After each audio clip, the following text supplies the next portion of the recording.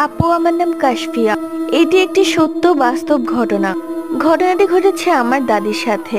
তখন আমার দাদির সবেমাত্র বিয়ে হয়েছে এবং তখন আমার বাবারও জন্ম হয়নি। আমার দাদা অনেক ঘুরতে পছন্দ করতেন এবং দাদিও তার ব্যতিক্রম নয়। তারা বিয়ের পর প্রচুর ঘুরতেন।